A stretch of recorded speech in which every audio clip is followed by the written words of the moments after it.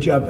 Any questions? Mr. President, how concerned are you that the large-scale federal government layoffs will weaken the labor market? How concerned are you? The large-scale fentanyl is going to have high-paying manufacturing jobs as opposed to government jobs. We had too many people in government. You can't just do that. We had too many. This is for 40 years. You know, this isn't just now. This built up and got worse and worse, and they just hire more and more people. You look at Department of Education, it seems like so many buildings I ride by, it says Department of Education. They're all over the place. And we don't even want it. We want the education to be given by the states. It'll be much better. It'll move us to the top of the list from the bottom of the list. It actually save us money, but not, it's too important to even talk about the money. It'll save us a lot of money, but we don't want that. We want education to be given. So you go to Indiana and Idaho and all these places, they're going to be producing the equivalent of, like Denmark is one, and Norway, Sweden. Actually, China is one of the better in terms of education, and so we can't blame size anymore. You know, China has 1.4 billion people, but they're very high on the list. The one thing we're doing well on, we're number one on the list, is cost per pupil. We spend more money than any other country in the world by far. So I jokingly say the one thing we do well on is the cost. We spend more money, and yet we're toward the bottom of the list. Yeah. Mr. President, I asked you to joint address. Millions of Americans watched your joint address earlier this week, where you warned that there could be a little disturbance, that Americans could feel taxes, these tariffs. How much disturbance are you willing to accept in the near term as a function of that? And to set expectations, how long should Americans expect things to cost a bit more?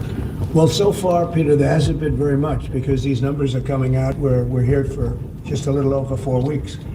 And these are fantastic numbers. I was watching some of the reports this morning. They were surprised. There could be some disturbance, a little bit of disturbance. I solved a little bit of that because I have respect for our auto companies, and I gave them a little bit of a 1 month reprieve because it was unfair, although I'm sure they'll take advantage of it. I see they're driving a lot of cars into the U.S. to try and avoid the tariffs, and they're taking advantage of it a little bit. But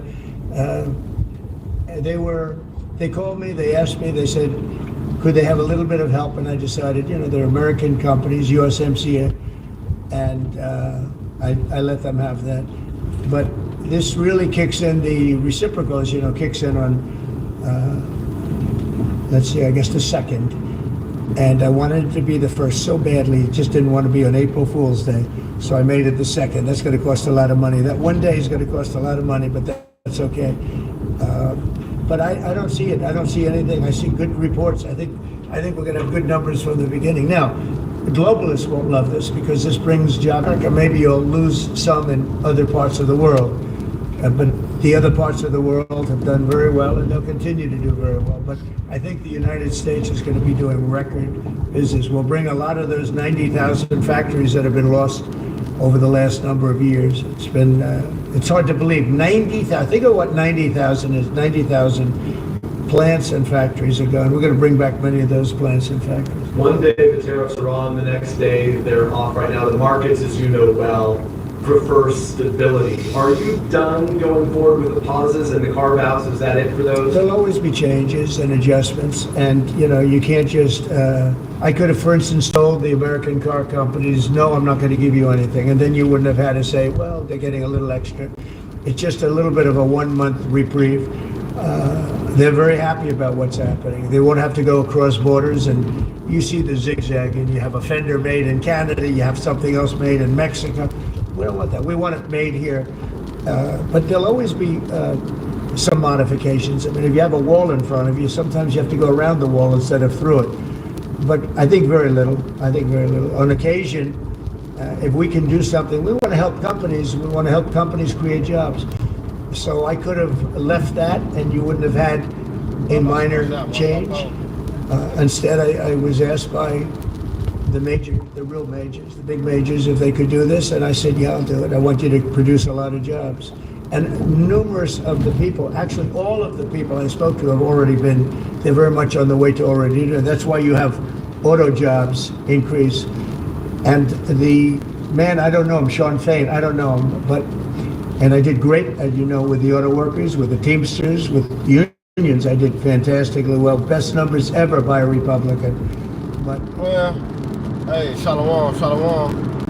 First and foremost, you know, if I get started, I want to give all honor and glory and power to Yahweh, Ba'ashim, Yahweh Shai, Ba'ashim, Hakadosh.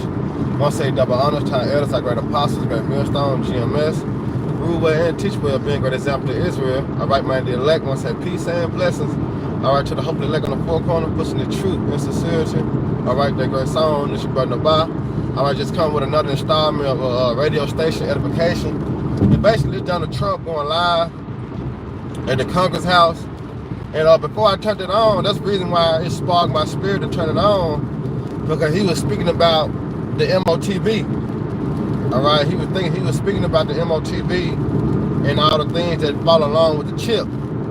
All right, he said everything, even brakes, got chips in them. So he said, yeah, we're dealing with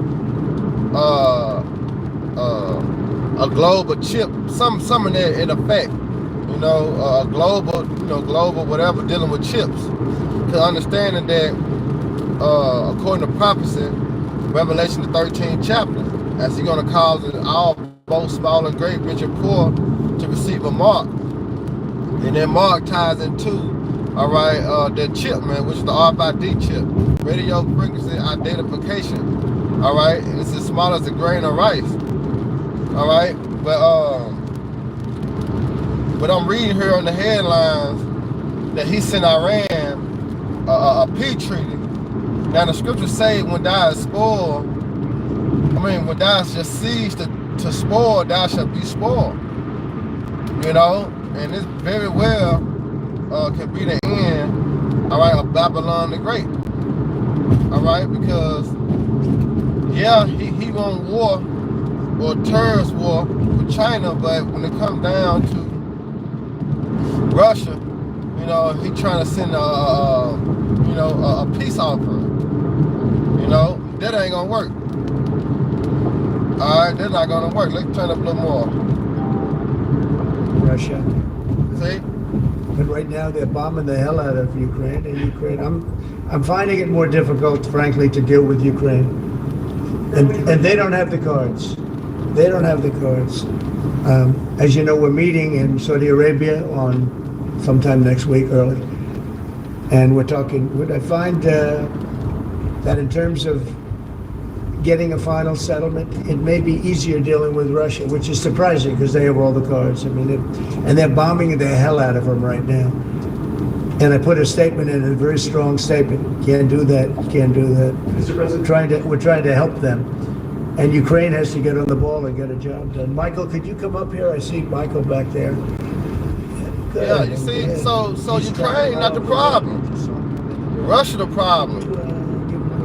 You know, that's Ukraine. Sure. Well, the president has been crystal clear, and he's been clear to all sides. The fighting has to stop. Both sides need to get to the table. We had a good engagement.